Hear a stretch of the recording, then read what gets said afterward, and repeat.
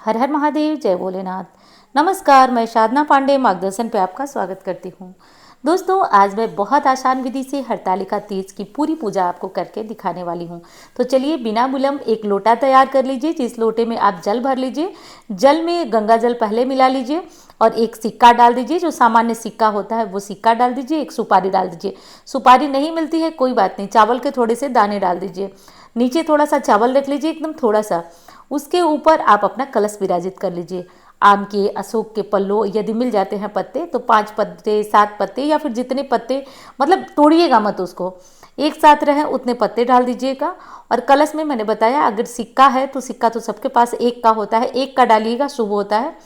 और एक सुपारी मिले तो डाल दीजिएगा, नहीं मिले तो कोई बात नहीं। उसके बाद चावल से भर करके एक कटोरी रख दीजिए या प्लेट रख दीजिए। उसके बाद आपको उसके ऊपर एक दीपक प्रज्वलित कर देना है। बहुत सारे लोग नारियल वाला कलश रखते हैं, तो वो टोटल आपकी इच्छा के ऊपर निर्भर है। आसान और बहुत सरल विधि बता रही हूँ, जो व्रत में आपको थकावट भी नहीं आएगी, बहुत सारा इंतजाम भी नहीं करना होगा और आराम से आप ये पूजा कर सकते हैं। सामान्य, एकदम सामान्य, जो घर में हर कोई कर लेता है। अब चलिए हाथ अपना वो कर लीजिए, हाथ खोल लीजिए आगे, उस पर थोड़ा सा जल ले लीजिए, फूल ले लीजिए, अक्षत ले लीजिए, सिक्का है तो वो ले लीजिए। हाथ जोड़कर संकल्प करिए। संकल्प में सबसे पहले अपना नाम बोलिए, जिस स्थान पे आप हैं स्थान बोलिए, अपना गोत्र बोलिए। बोल करके आप कहिए कि आप हरतालिका तीज की पूजा करने जा रहे हैं, प्रभु से प्रार्थना करके, और ये संकल्प आप छोड़ दीजिए।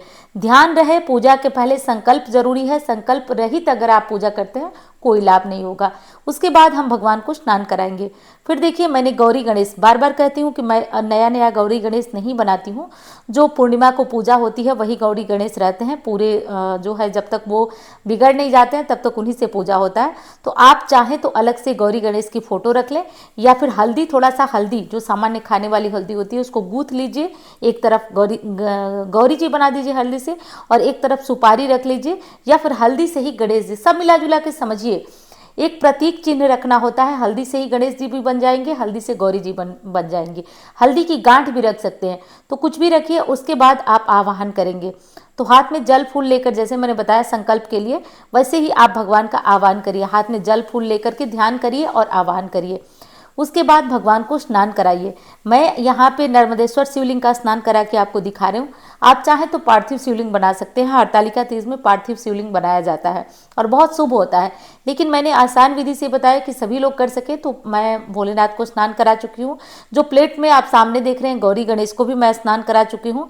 अब भोलेनाथ को जो है श्रृंगार करना है। श्रृंगार में आप चंदन, भस्म, इत्र, सुगंधित अगरबत्तियां, जो भी चीज़ें हैं सबसे भोलेनाथ का श्रृंगार करेंगे। फिर प्लेट में रखे हुए गौरी गणेश, जो कि मैंने बताया आपको कैसे बनाना है, हल्दी से, सुपारी से बना लीजिएगा। फोटो भी एक रख लीजिएगा। वैसे शिवलिंग है तो ज़रूरत नहीं है फोटो की, फिर भी हम रख लेते हैं। तो एक फोटो पे भी आप अपना चंदन, इत्र सब कुछ लगा दीजिएगा। कलश पे भी साथ साथ लगाते रहेंगे। इसके बाद अगर माला वगैरह है तो माला आप अर्पित कर दें भगवान भोलेनाथ को।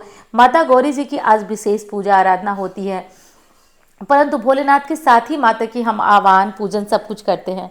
एक माला जो है भगवान भोलेनाथ को समर्पित करिए, क्योंकि माता गौरी ने भी आज के दिन उनका आवाहन, पूजन और पार्थिव शिवलिंग बनाकर उनका पूजन किया था, तो इसीलिए आज बहुत महत्व है पार्थिव शिवलिंग बनाने का। अच्छा, कुछ बहनें पूछ रही हैं कि पार्थिव शिवलिंग का विसर्जन कब करें। पारण से पहले विसर्जन करिएगा, ये ध्यान रहे। पार्थिव शिवलिंग बना रही हैं तो पारण से पहले आपको विसर्जन करना होगा, फिर उसके बाद पारण करिए।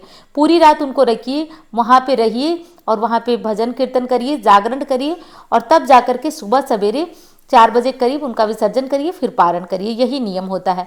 तो कलश पे भी पुष्प वगैरह जो है हम समर्पित कर देंगे, और जितनी भी फूल मालाएं हैं सब श्रद्धा के साथ भगवान को समर्पित करिए।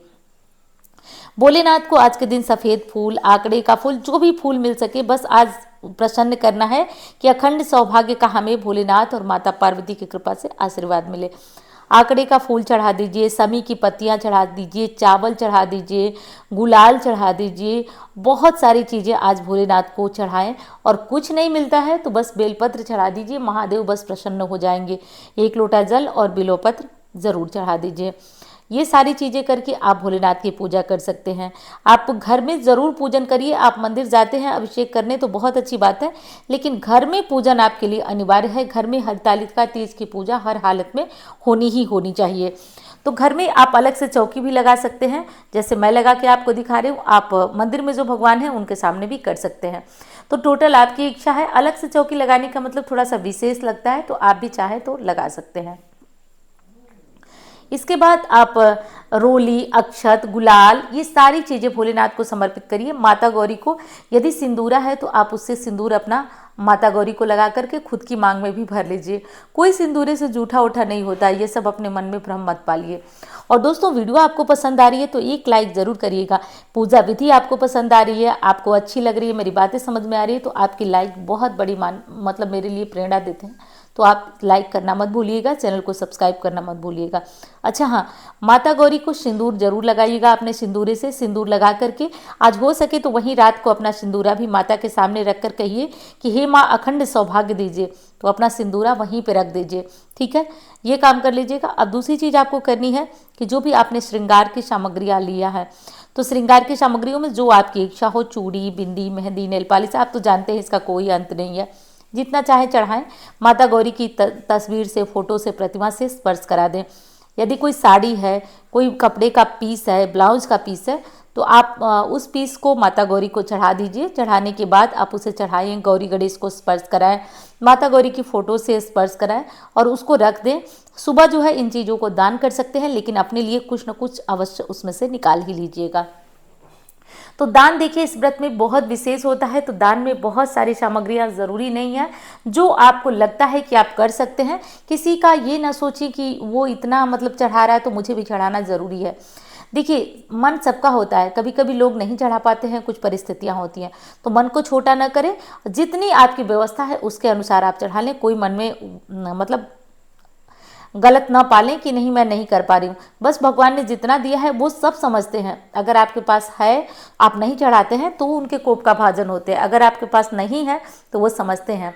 उसके बाद धूप बत्ती जला दीजिए और भगवान को जो भी भोग प्रसाद की चीज़ें हैं, देखिए कुछ स्थानों पे गुजिया वगैरह बनते हैं और गुजिया बनता है, ठेकुआ वगैरह बनता है, तो इस तरह की चीज़ें बनती है। तो आपके यहाँ बनता है तो चढ़ाइए। हमारे यहाँ तो देखिए प्राय जो मार्केट की मिठाइयाँ हैं वही इस व्रत में चढ़ाई जाती हैं।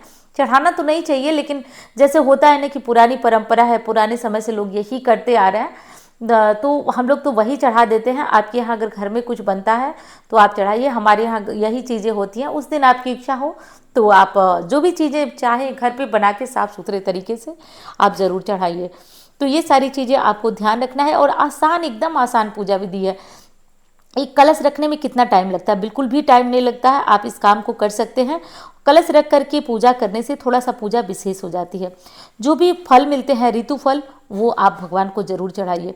केले यदि मिल जाते हैं, केले के पत्ते, तो इस पूजा में केले के पत्तों का भी मंडप वगैरह सजाने की बात कही गई है, तो आप उससे सजा सकते हैं। लेकिन जो चीज़ें थोड़ा सा दुर्लभ हैं, ढूंढने पे तो मिल ही जाएंगी, लेकिन थोड़ा सा मुश्किल है, वो चीज़ें मैं दिखाती भी नहीं हूँ, क्योंकि आप लोग बहुत परेशान हो जाते हैं, ये कहाँ मिलेगी दीदी, वो कहाँ मिलेगी। तो इसलिए मैंने बहुत आसान पूजा विधि कि व्रत में थकावट नहीं। देखिए, व्रत ना सबको एक जैसा नहीं लगता, किसी किसी को व्रत बहुत लगता है और कोई कोई आराम से पार कर जाता है। तो जो पार कर जाते हैं वो तो सारी पूजा विधियां आराम से निपटा लेंगे, लेकिन जो नहीं पार कर पाते हैं उनके लिए ये चीज़ें थोड़ी सी कठिन हो जाती हैं। तो घबराइएगा नहीं, आराम से पूजा करिएगा। अंत में दक्षिणा जरूर समर्पित करिएगा। जितना 11, 21, 51, 101 जो भी हो, वह सभी फोटो मूर्ति से स्पर्श करा के दक्षिणा रख करके हाथ जोड़ लीजिए कि मेरी पूजा में जो त्रुटि हुई हो वो क्षमा करिएगा। अंत में ये दक्षिणा दान के साथ दान कर लीजिएगा, लेकिन सीधा के साथ कुछ और दक्षिणा रखना मत भूलिएगा। तो इस तरह से करके आप अपना दान पुण्य जो है वो कर लीजिएगा। किसी तरह का कोई मन में भ्रम मत पालिएगा, ये करना है वो करना है। अच्छा, शॉर्ट वीडियो में मैंने बताया है सुहाग कैसे लेना है, पारण के समय सुहाग कैसे लेना है, तो वो वीडियो आप शॉर्ट में देख लीजिएगा। जाकर चैनल पे आप देखेंगे कि सुहाग कैसे लें, तो मैंने बताया हुआ है। इस वीडियो में मैं नहीं बताई हूँ, वैसे बता देती हूँ। माता गौरी को जो हमने सिंदूर लगाया है ना, उसी सिंदूर को अपने आंचल से लेकर खुद के मांग में भर लीजिए, हो गया सुहाग लेना। अंत में माता गौरी की और भगवान भोलेनाथ की आरती करिए, गणेश जी की आरती करिए।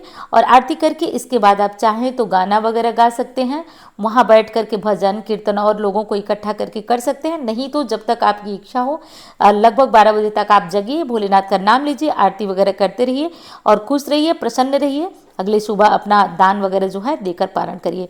तो चलिए दोस्तों, मिलती हूँ अन्य वीडियो में।